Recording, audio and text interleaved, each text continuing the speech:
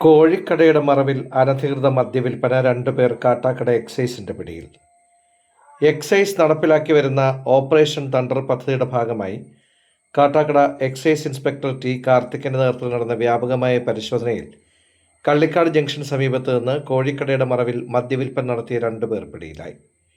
AS chicken stall ഉടമയായ പുഴനാട് മുളലൂനുമുട് വിളയിൽ വീട്ടിൽ അജി, ഇയാളുടെ സ്ഥാപനത്തിലെ ജീവനക്കാരനായ മൈലക്കര 2-ാം തോട്ടിൽ രാജേഷ് എന്ന് വിളിക്കുന്ന ജോസ് എന്നിവരാണ് പിടിയിലായത്.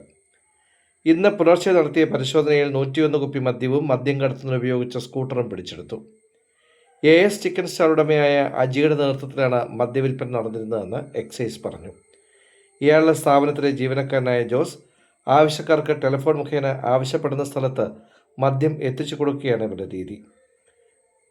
ഇപ്രകാരം KL 74C 989 നമ്പർ സ്കൂട്ടറിൽ 5.5 ലിറ്റർ മദ്യം സൂക്ഷിച്ച് കള്ളിക്കാട് പഞ്ചായത്ത് സ്റ്റേഡിയത്തിന് സമീപത്ത് വെച്ച് ഒരാൾക്ക് വിൽപ്പന നടത്തുന്നതിനിടയിലാണ് ജോസ് എക്സൈസിന്റെ പിടിയിലാകുന്നത്. തുടർന്ന് നടത്തിയ പരിശോധനയിൽ AS ചിക്കൻ സ്റ്റാളിൽ വെച്ച് മദ്യവിൽപ്പന നടത്തിക്കൊണ്ടിരുന്ന അജി പിടിയിലായി.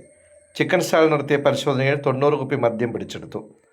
പരിശോധനയിൽ എക്സൈസ് ഇൻസ്പെക്ടറോടൊപ്പം അസിസ്റ്റന്റ് എക്സൈസ് ഇൻസ്പെക്ടർമാരായ K ബിജുകുമാർ, സജികുമാർ, പ്രിവൻറ്റീവ് ഓഫീസർമാരായ T വിനോദ്, രാജീവ്, ഹർഷകുമാർ, ഷിജു, വിപിൻ കുമാർ എന്നിവരും പങ്കെടുത്തു. പ്രതികളെ JFMC കോടതിയിൽ ഹാജരാക്കി.